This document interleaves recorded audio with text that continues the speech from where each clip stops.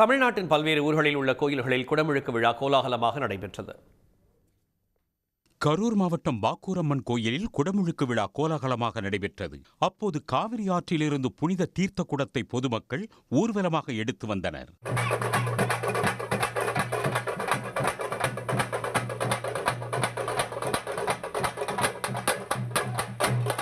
பழனியில் உள்ள ரெணகாளியம்மன் கோயிலில் குடமுழுக்கு விழா வெகு விமர்சையாக நடைபெற்றது. சிவாச்சாரியார்கள் வேத மந்திரங்கள் முழங்க புண்ணிய நதிகளில் இருந்து கொண்டுவரப்பட்ட தீர்த்தம் கோபுர கலசத்திற்கு ஊற்றி நடந்த குடமுழுக்கு விழாவில் ஆயிரக்கணக்கான பக்தர்கள் பங்கேற்று அம்மனை வழிபட்டனர்.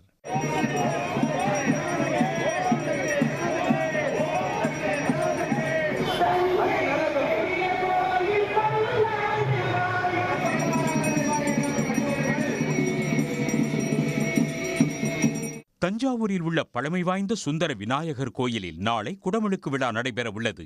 இதையொட்டி இரட்டை வெள்ளை குதிரைகள் பூட்டிய சாரட் வண்டியில் குடமுழுக்குக்கான புனித நீர் குடம் ஊர்வலமாக எடுத்து வரப்பட்டது.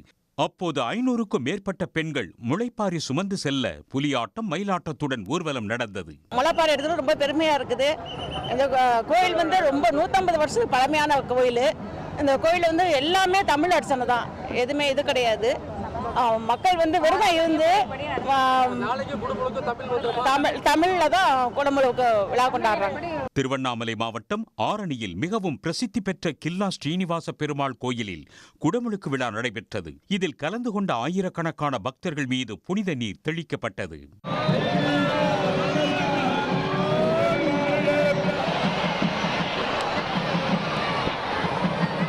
வந்தவாசி அடுத்த கீழ்நர்மா கிராமத்தில் அமைந்துள்ள ராதா ருக்மணி சமேத வேணுகோபாலசாமி கோயிலில் குடமுழுக்கு விழா சிறப்பாக நடைபெற்றது. ஏராளமான பொதுமக்கள் இதில் கலந்து கொண்டு தரிசனம் செய்தனர்.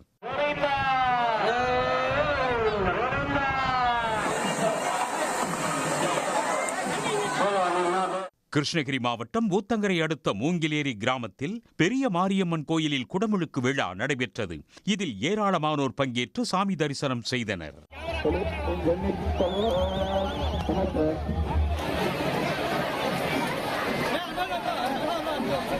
சாமிக்கு